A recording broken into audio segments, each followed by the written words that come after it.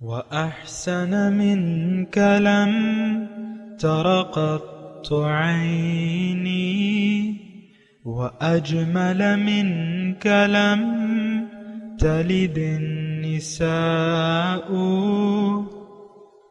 خلقت مبرأ من كل عيب خلقت مبرأ من كل عيب كأنك قد خلقت كما تشاء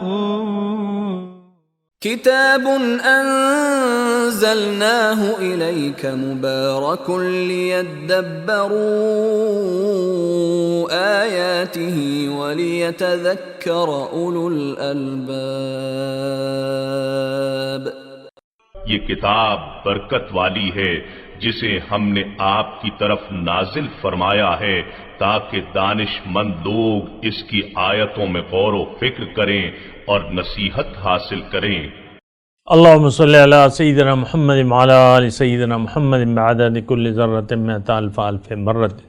سامعین و ناظرین کرام، السلام علیکم ورحمۃ اللہ وبرکاتہ. سامعین کرام، سورہ قیامہ آیت نمبر 13 سے آیت نمبر 19 تک، اور آج کا جو سبق ہے اس کا موضوع کیا ہے؟ وہ یہ ہے کہ کیا ہم آخرت کی زندگی سے بالکل غافل ہو کر زندگی گزار رہے ہیں؟ اس کے ساتھ آج کے سبق کا آغاز کرتے ہیں. سب سے پہلے گزشتہ سبق کا اعادہ ہوگا. بسم اللہ الرحمن الرحیم. اللہ کے نام سے شروع جو نہایت مہربان ہمیشہ رحم فرمانے والا ہے. یقول الانسان یومئذ این المفر.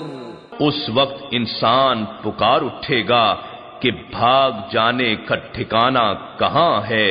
کلا لا وزر. ہرگز نہیں، کوئی جائے پناہ نہیں ہے. الی ربک یومئذ المستقر. اس دن آپ کے رب ہی کے پاس قرار گاہ ہوگی. سامعین اکرام، سورہ قیامہ آیت نمبر 13. یُنَبَّأُ الْإِنسَانُ یومئذ بما قدم وأخر. اس دن انسان کو بتا دیا جائے گا کہ وہ کیا لایا اور کیا چھوڑ آیا ہے. قیامت کا تذکرہ ہو رہا ہے. سامعین اکرام، گزشتہ سبق میں اللہ تعالیٰ نے ہمیں یہ بتایا کہ اس دن انسان فرار ہونے کی کوشش کرے گا، لیکن اس کو کوئی جائے پناہ نہیں ملے گی. ظاہر ہے کہ فرار انسان جب یہاں بھی فرار چاہتا ہے، یعنی آپ فرار ہوتے ہیں تو کوئی پناہ کی جگہ ڈھونڈ رہے ہوتے ہیں. اصل میں انسان اگر دنیا میں اللہ تعالیٰ کی طرف اللہ نے اس کو مشورہ دیا ہے کہ تم ففروا الی اللہ، کہ تم فرار ہو جاؤ اللہ کی طرف، اس کا مطلب یہ ہے کہ دنیاوی جو تنگیاں ہیں تو اس سے فرار. تنگی میں نے کہا نا، مطلب بدحالی، دنیا کی بدحالیوں سے فرار اگر انسان چاہتا ہے. یہ بڑا قیمتی نقطہ ہے، اگر آپ اس کو نوٹ کریں. انسان اس وقت بدحالی کا شکار ہے، اور اس سے فرار کا واحد ذریعہ یہ ہے کہ یہ اللہ تعالیٰ کی طرف فرار اختیار کر لے اور اللہ تعالیٰ کے دامن رحمت میں پناہ لے. یہاں یہ ممکن ہے. وہاں اگر انسان نے ایسا نہ کیا کہ اللہ تعالیٰ کے سایہ رحمت میں نہ آیا یہاں پہ، اور وہ میں نے آپ کو گزشتہ سبق میں بتا دیا تھا، دوبارہ بتاتا ہوں. وہ کیا ہے؟ وہ دین اسلام ہے. وہ کیا ہے؟ اتباع رسول ہے. یہ اللہ تعالیٰ کی رحمت کو اپنی طرف متوجہ کرنے کا اور اس کے دامن میں سر چھپانے کا واحد ذریعہ ہے دنیا میں. اگر آپ یہ چاہتے ہیں کہ میں دنیا کی بدحالیوں سے نجات پا جاؤں تو اس کا واحد ذریعہ یہ ہے کہ آپ اللہ تعالیٰ کو منزل بنا کے اللہ تعالیٰ کے راستے پر دوڑنے لگے. فَفِرُّوا إِلَى اللَّهِ کے مصداق. تو آپ وہ ہو جائیں گے، یعنی دنیا کی بدحالیوں سے آپ کا چھٹکارا حاصل ہو جائے گا۔ کفر عنکم سیئاتکم، اللہ تعالیٰ نے فرمایا نا کہ تمہارے بدحالیاں جو ہیں وہ میں دور کر دوں گا۔ وَمَن يَتَّقِ اللَّهَ يَجْعَل لَّهُ مَخْرَجًا وَيَرْزُقْهُ مِنْ حَيْثُ لَا يَحْتَسِبُ، اور جس نے بھی اللہ تعالیٰ کا تقوی اختیار کر لیا، اللہ تعالیٰ فرما رہے کہ میں اس کو مشکلات سے نکلنے کا ایک راستہ بتا دوں گا اور اس کو رزق دوں گا وہاں سے جہاں سے اس کا گمان بھی نہ ہوگا۔ تو بہرحال یہ ذریعہ ہے سامعین کرام، دنیا میں بھی میں آپ کو اصل میں جو قیمتی بات ہے اور یہ بڑے پتے کی بات ہے، دنیا میں آج ہر شخص ٹینشن میں ہے، پریشانیوں میں مبتلا ہے، اس کا واحد ذریعہ یہ ہے کہ یہ اپنے مقصد زندگی کی طرف توجہ کر لے، جس مقصد کے لیے اللہ تعالیٰ نے اسے پیدا کیا ہے اس کی طرف رجوع کر لے، اس مقصد کو اپنے مقصد زندگی بنا لے، اس مقصد کے راستے پر یہ دوڑے۔ فَفِرُّوا إِلَى اللَّهِ، دوڑو اللہ کی طرف۔ تو بہرحال آج کے سبق کی طرف آتے ہیں۔ اللہ تعالیٰ نے یہاں فرما رہا ہے ہمیں کہ يُنَبَّأُ الْإِنسَانُ يَوْمَئِذٍ بِمَا قَدَّمَ وَأَخَّرَ، اس دن انسان کو بتا دیا جائے گا کہ وہ کیا چھوڑ آیا ہے اور کیا آگے لایا ہے۔ انسان یعنی وہ اس میں ہے نا کہ وَمَن يَعْمَلْ مِثْقَالَ ذَرَّةٍ خَيْرًا يَرَهُ وَمَن يَعْمَلْ مِثْقَالَ ذَرَّةٍ شَرًّا يَرَهُ، اگر کوئی ذرے کے برابر نیکی لائے وہ اس کا اجر اس کو پائے گا، اور کوئی ذرے کے برابر کوئی بدی لائے گا تو اس کو ضرور اس کا نتیجے کا سامنا کرنا ہوگا۔ تو بہرحال يُنَبَّأُ الْإِنسَانُ يَوْمَئِذٍ بِمَا قَدَّمَ وَأَخَّرَ، اس دن انسان کو بتا دیا جائے گا کیا لایا ہے اور کیا چھوڑا ہے۔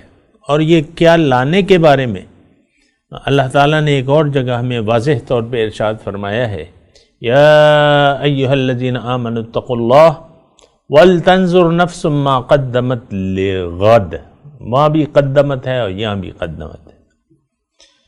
اے ایمان والو، اللہ کا تقوی اختیار کر لو، اور چاہیے یہ کہ تم میں سے ایک شخص یہ دیکھے کہ وہ کل کے لیے کیا بھجوا رہا ہے۔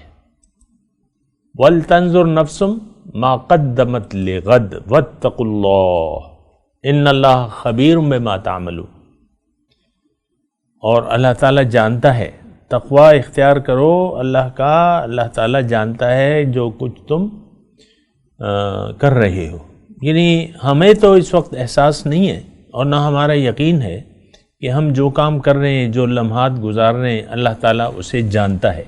اللہ تعالیٰ سے ہم یعنی اللہ تعالیٰ وہ ایک دوسری جگہ آیت ہے نا کہ ولیکن تمہارا گمان یہ تھا کہ ان اللہ لا يعلم کثیر مما تعملون، او کما قال، ایسی آیت ہے کہ تمہارا یہ خیال تھا کہ اللہ تعالیٰ بہت سے کام جو تم کرتے ہو اللہ تعالیٰ اس کو نہیں جانتا۔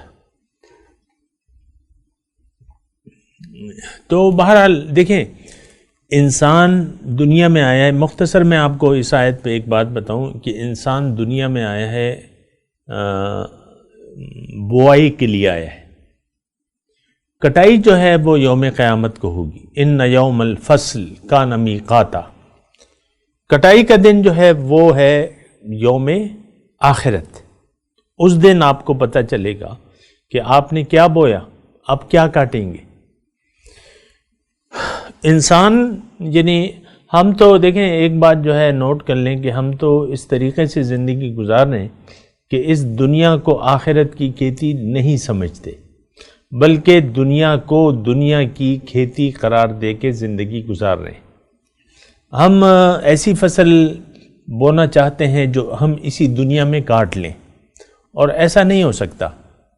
آپ کو ہاں ایسا ہے، یعنی ایک طریقے سے ایسا ممکن ہے اور ایسا ہوتا ہے، اور وہ میں آپ کو بتاتا ہوں کہ جزائے اعمال عمل کے فوراً بعد ہی اعمال کی جزا کا عمل کے فوراً بعد یعنی اس کا اثرات شروع ہو جاتے ہیں. جزائے اعمال جو ہے عمل کے فوراً بعد شروع ہو جاتی ہے. یہ میں نے آپ کو بات بتائی بھی ہے.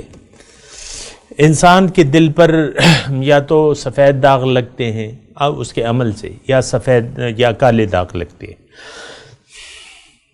اور پھر اسی طرح انسان کو اس دنیا میں اس کی برائی اور اچھائی کا بدلہ جزوی طور پر ضرور ملتا ہے اور ملنا شروع ہو جاتا ہے. اس بات کی میں ابھی تفصیل نہیں کر رہا، کی ہے میں نے، پھر بھی انشاءاللہ آ جائے گی. تو یعنی وہ کہتے ہیں نا کہ حشر کا دن صرف یعنی اعمال کی سزا جو ہے وہ صرف وہ شعر ہے، اس کا میں مفہوم بتا رہا ہوں کہ اعمال کی سزا صرف حشر پہ موقوف نہیں ہے. اور دوسرا وہ جو بند ہے اس کا یہ ہے کہ زندگی خود بھی اپنی گناہوں کی سزا دیتی ہے. یعنی آپ کو زندگی، یہ تو بالکل صحیح بات ہے، اس بارے میں دو رائے نہیں ہے، زندگی خود بھی گناہوں کی سزا دیتی ہے. دیکھیں اگر آپ نے اللہ تعالیٰ کو بھلا کے زندگی گزارنا چاہیے اور گزار رہے ہیں، اس کا بہت آسان طریقہ ہے. اگر آپ پریشان ہیں، ٹینشن میں ہیں، آپ کو سکون قلب میسر نہیں ہے اور پریشانیاں ہیں کہ ختم ہونے کا نام ہی نہیں لیتی، اس کا مطلب یہ ہے کہ آپ نے اللہ تعالیٰ کی یاد کو دل سے بھلا دیا ہے اور آپ اللہ کو بھلا کے زندگی گزار رہے ہیں. اور یہ بات تو اللہ تعالیٰ نے قرآن میں بالکل واضح بتائی ہے کہ من اعرض عن ذکری فإن له معیشۃ ضنکا، جس نے بھی میری یاد سے منہ موڑ لیا اس کی زندگی میں اس پر تنگ کر دوں گا. وَنَحْشُرُهُ يَوْمَ الْقِيَامَةِ عَامًا، قیامت کے دن میں اس کو اندھا اٹھاؤں گا. تو یہ يُنَبَّأُ الْإِنسَانُ يَوْمَئِذٍ بِمَا قَدَّمَ وَأَخَّرَ، کہ اس دن انسان کو بتا دیا جائے گا کہ وہ کیا لایا ہے اور کیا چھوڑ آیا ہے. اور اسی مضمون کو اللہ تعالیٰ نے ایک اور پیرائے میں اس طرح بیان کیا ہے، وَكُلَّ إِنسَانٍ أَلْزَمْنَاهُ طَائِرَهُ فِي عُنُقِهِ وَيَوْمَ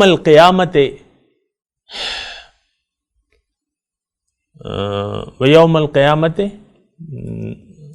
ایسا ہے کہ قیامت کے دن وَكُلَّ إِنسَانٍ أَلْزَمْنَاهُ طَائِرَهُ فِي عُنُقِهِ وَنُخْرِجُ لَهُ يَوْمَ الْقِيَامَةِ كِتَابًا يَلْقَاهُ مَنشُورًا.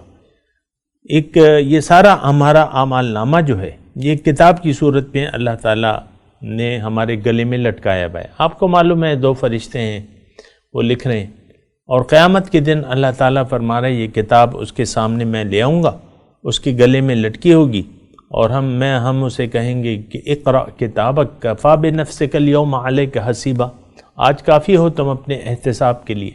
بہرحال یعنی دیکھیں، میرے خیال سے حضرت عمر کا مقولہ ہے کہ حاسبو قبل ان تحاسبو، اپنا حساب کر لو اس سے پہلے کہ تم سے حساب لیا جائے. تو بہرحال ہم تو خلاصہ کلام یہ ہے کہ ہم تو یعنی زندگی گزار رہے ہیں اللہ تعالیٰ کو بھلا کے، دنیا کو مقصود بنا کے. ابھی آیت نمبر 20 میں آئے گا کلا بل تحبون العاجلہ وتذرون الآخرہ، تم عاجلہ کو پسند کرتے ہو اور آخرت کو چھوڑ دیتے ہو. ضرورت اس بات کی ہے کہ ہم جس کام کے لیے آئے ہیں وہ کام کرنا شروع کر دیں. ہم کس کام کے لیے آئے ہیں؟ اللہ کی ملاقات کی تیاری کے لیے. دنیا کس چیز کا نام ہے؟ دنیا محنت کا نام ہے. کس کے لیے؟ اللہ کی ملاقات کی تیاری کے لیے محنت.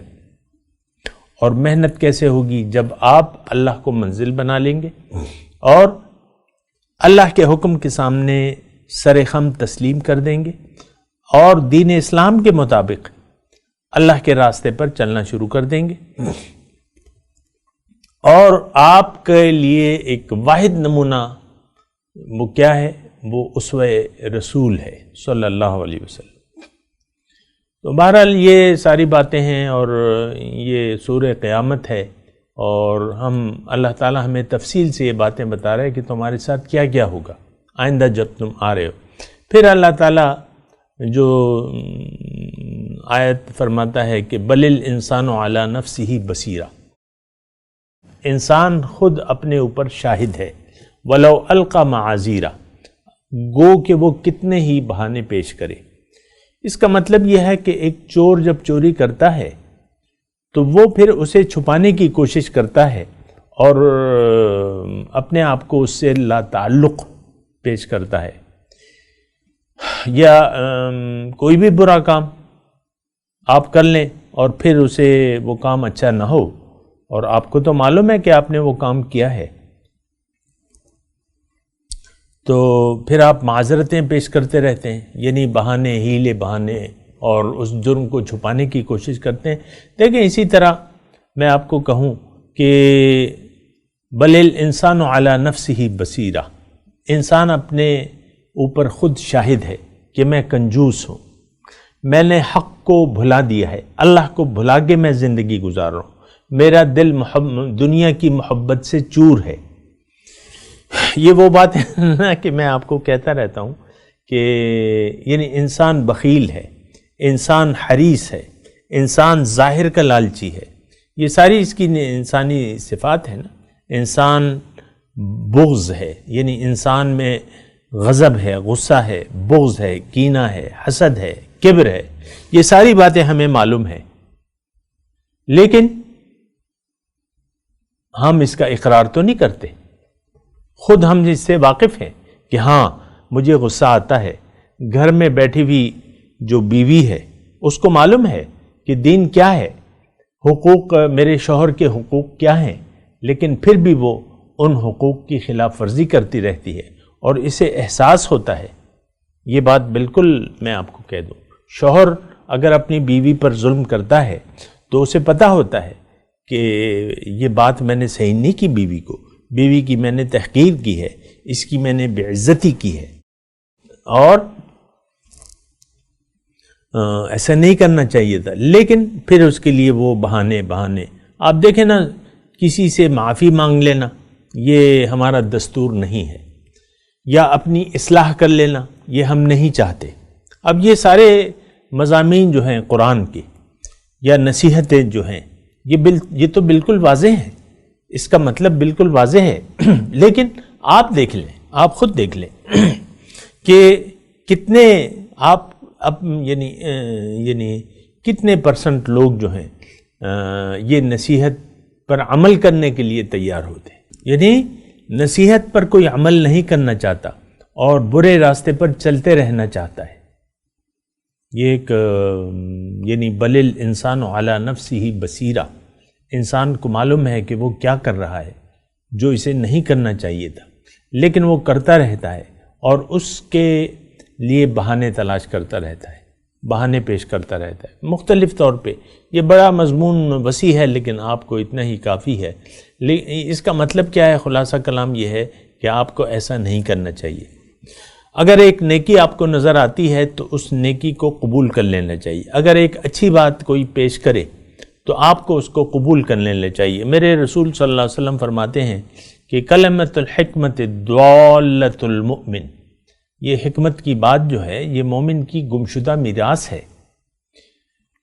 جہاں بھی یہ پائے، اس کو نصیحت کو پائے، حکمت کی بات کو، اسے چاہیے کہ وہ اس کا زیادہ مستحق ہے۔ وہ تو یعنی یہ خلاصہ کلام ہے۔ وَلَوْ أَلْقَمَ لَا تُحَرِّكْ بِهِ لِسَانَكَ، اللہ تعالیٰ فرماتا ہے کہ آپ قرآن پر اپنی زبان نہ ہلائے کیجیے، لا تحرک نہ ہلائے کیجیے بھی قرآن، یعنی وہی ختم ہونے سے پہلے قرآن پر اپنی زبان نہ ہلائے کیجیے، یعنی اس کی دہرائی جس وقت آیات کے چلے میں آپ کو یہ ترجمہ پڑھ دوں، پھر اس میں تھوڑا سا ایک مضمون ہے۔ لا تحرک به لسانک، لا تحرک، اب یہ وہی کہ بہرحال ترجمہ یہ ہے کہ آپ نہ ہلائے کیجیے اپنی زبان کو، لتعجل بہ، تاکہ آپ اسے جلدی جلدی لیں۔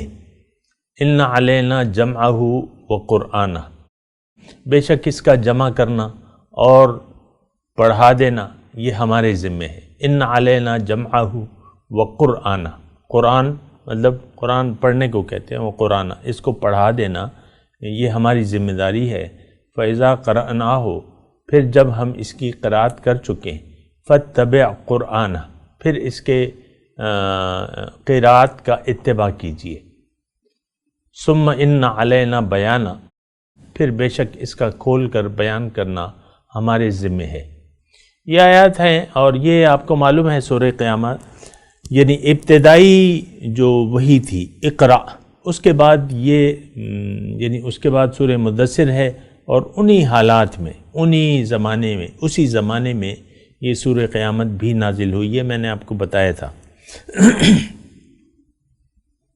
چونکہ ابتدائی وحی میں ابتدا تھی، نیا نیا کام تھا، یعنی انسان جیسے کہ پہلی وحی آئی جب جبرائیل امین تشریف لائے غار حرا میں، اور انہوں نے حضور صلی اللہ علیہ وسلم کو کہا کہ اقرا، انہوں نے کہا ما انا بقارئ، پھر 2-3 مرتبہ پھر انہوں نے یعنی حضور صلی اللہ علیہ وسلم کے ساتھ سینہ ملایا، اور پھر کہا اقرا بسم ربک الذی، وہ 5 آیات جو نازل ہوئی تھی نا، اقرا بسم ربک الذی خلق، خلق الانسان من علق، اقرا وربک الاکرم الذی علم بالقلم، علم الانسان ما لم یعلم. تو اس وقت پھر حضور چونکہ مطلب ابتدا تھی، اور یہ تو حضور جو ہے پھر واپس آئے، اور انہوں نے حضرت اپنی زوجہ سے کہا، حضرت خدیجہ رضی اللہ تعالیٰ عنہ کہ زمبلونی زمبلونی، کہ مجھے اڑا دو اڑا دو، اور پھر وہ لرزہ آ گیا. تو یہ ابتدائی جو ہے، ظاہر ہے کہ حضور صلی اللہ علیہ وسلم تو یہ بات ٹھیک ہے کہ سب سے پہلے نبی ہیں، اور مخلوق میں سب سے پہلی جو خلقت ہوئی ہے تو وہ نور نبی کی ہوئی ہے. وَكُنْتُ نَبِيًّا وَآدَمُ بَيْنَ الْمَاءِ وَالْجَسَدِ، بین الروح والجسد. اللہ کے رسول فرماتے ہیں صلی اللہ علیہ وسلم کہ میں نبی تھا، اور اس وقت بھی جب روح آدم جو تھا وہ روح اور جسد کے درمیان تھا، یعنی اس کی پیدائش ابھی نہیں ہوئی تھی، نہیں بنایا تھا اللہ تعالیٰ. لیکن پھر بھی یعنی بشر بھی تھے ساتھ، تو بشریت کے حساب سے جب وہ اللہ تعالیٰ کا ایک نور وحی آئی تو اس کے اثرات تھے. اور یہ بھی یہ قرآن چونکہ انا سنلقی علیک قولا ثقیلا، سورہ مزمل میں نا کہ میں آپ پہ ایک بھاری ذمہ داری ڈالنے والا ہوں، تو ظاہر ہے کہ وہ ذمہ داری قرآن کے ذریعے تھی. وَأَنذِرْ بِهِ وَذَكِّرْ بِهِ، تو اس کے لیے حضور صلی اللہ علیہ وسلم یعنی جب وحی نازل ہوتی تو حضور صلی اللہ علیہ وسلم ابتدا میں اب یہ آیات جب نازل ہو رہی تھی خاص کر سورہ قیامت کی، اور یہ تو حضور صلی اللہ علیہ وسلم اس کو یعنی ادھر جبرائیل امین یعنی وحی نازل ہو رہی تھی، اور وہ ساتھ ساتھ دہرا رہے تھے. تو پھر اللہ تعالیٰ نے ان کا یہ طریقہ مقرر کر دیا. یہ جو ابھی آپ آیات پڑھ رہے ہیں کہ لا تحرک بہ لسانک، اس کا مفہوم یہ ہے کہ آپ ایسا کیا کیجئے کہ جب وحی نازل ہو تو اس کو دہرایا نہ کیجیے. اس وقت جب نہیں وحی نازل ہو جائے تو پھر جو ہے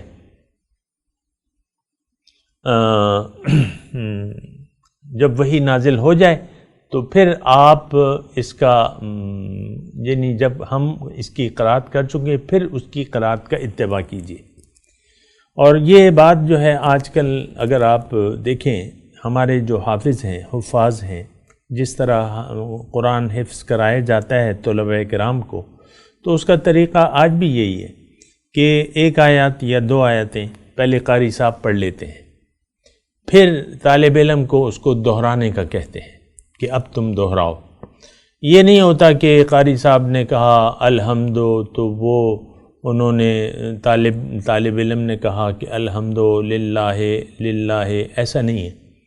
یہاں عام مروج جو طریقہ ہے اور صحیح طریقہ ہے اور یہی اس کے مطابق ہے کہ پہلے قاری صاحب جو ہیں، جو پڑھانے والا ہے، تو وہ پہلے تلاوت کر لیتا ہے طالب علم کے سامنے جو حفظ کرنا چاہتا ہے، 1 آیت یا 2 آیتیں، اور پھر اس کے بعد جو ہے وہ طالب علم اس کی دہرائی کرتا ہے۔ بالکل یہی طریقہ بیان کیا جا رہا ہے کہ لا تحرک بہ لسانک لتعجل بہ، آپ یعنی جب وحی نازل ہو تو اس کے ساتھ ساتھ اس کی قرأت نہ کریں جلدی جلدی،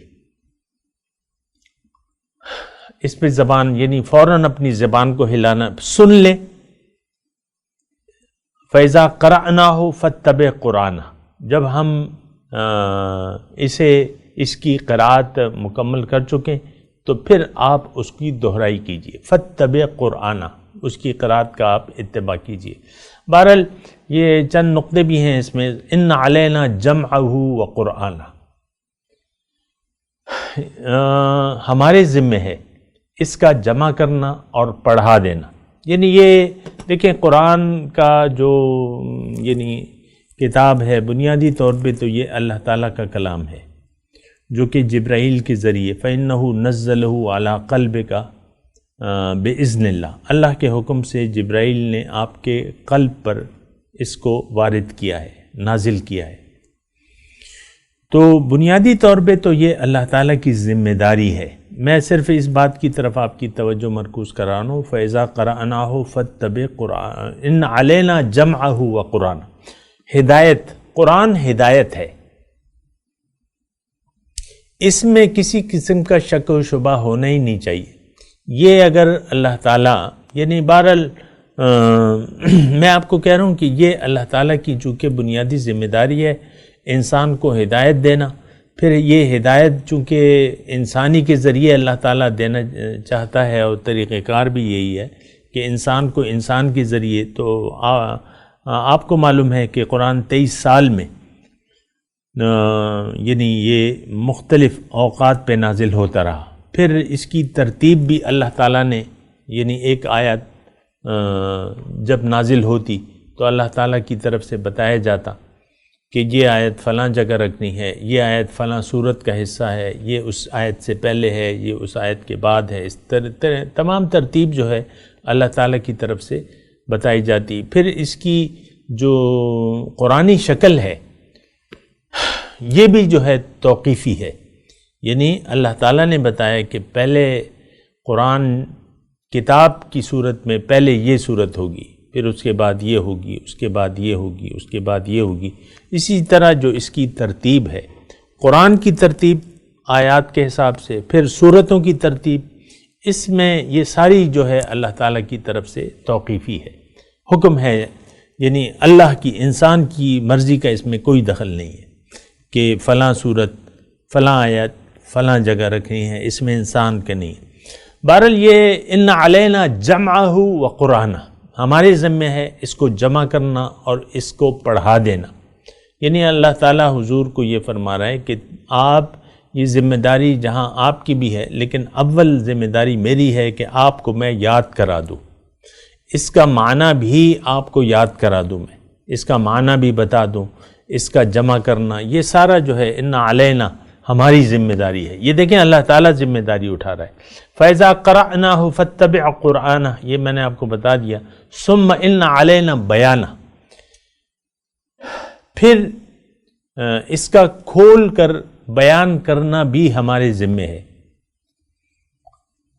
یعنی علینا بیانہ، اس کا بیان یعنی اس کو، یہ ایک دوسری آیت سے میں اس کی وضاحت کروں، وَكَذَلِكَ أَنزَلْنَا إِلَيْكَ الذِّكْرَ لِتُبَيِّنَ لِلنَّاسِ مَا نُزِّلَ إِلَيْهِمْ، اللہ تعالیٰ فرماتے ہیں اپنے رسول کو کہ وَكَذَلِكَ أَنزَلْنَا إِلَيْكَ الذِّكْرَ لِتُبَيِّنَ لِلنَّاسِ مَا نُزِّلَ إِلَيْهِمْ، کہ آپ وضاحت سے آپ اس کی وضاحت کریں جو ان کی طرف نازل ہوا ہے، یعنی وضاحت، قرآن اور اس کی وضاحت، قرآن اور اس کی تعلیم، یہ ایک موضوع ہے۔ بہرحال پھر ہم یہ کوشش کرتا ہوں، ٹائم میرے پاس کم ہے، لیکن بات یہ ہے کہ اس کی تفسیر، اس کا سمجھا دینا، یہ اللہ کے ذمے ہے کہ انہوں نے حضور صلی اللہ علیہ وسلم کو اس کی معنی بھی بتا دیا ہے، اور پھر حضور صلی اللہ علیہ وسلم نے اس کی تفسیر کی ہے جہاں بھی مناسب تھی۔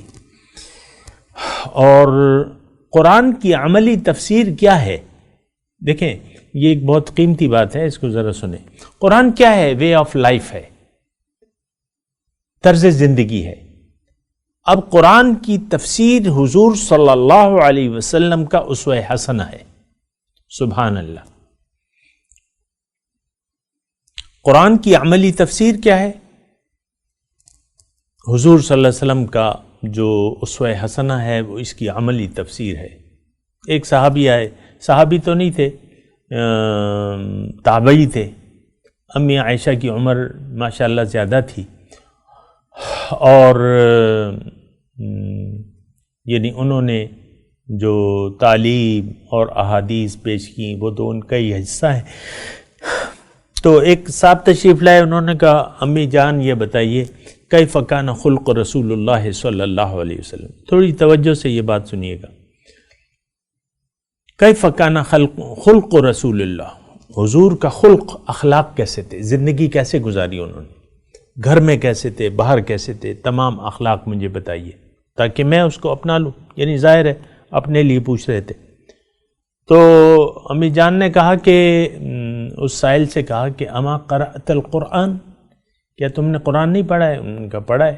کانا خلقہ القرآن، اس کی جو خلق تھا وہ تو قرآن ہی تھا۔ بہرحال یہ تھوڑی سی بات رہتی ہے، اس پہ انشاءاللہ اگلے سبق میں بھی بات کریں گے تھوڑی سی، اور پھر آگے چلیں گے۔ میں تلاوت کرتا ہوں، میرے ساتھ دہرائیے۔ اعوذ باللہ من الشیطان الرجیم، بسم اللہ الرحمن الرحیم۔